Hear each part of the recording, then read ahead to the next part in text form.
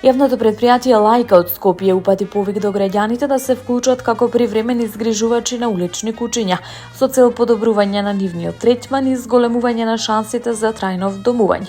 Од предпријатието појаснува дека привременото згрижување подразбира краткорочна грижа за куќеот, прифатилиштето во домашни услови, се до негово вдомување.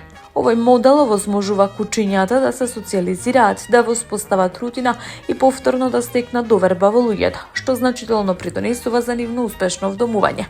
Како поддршка за згрижувачите, Лајка обезбедува храна за целото време траење на престојот на куќето, како и комплетна ветеринарна грижа, стручна поддршка, насоки за грижа и промоција на животното со цел негово вдомување.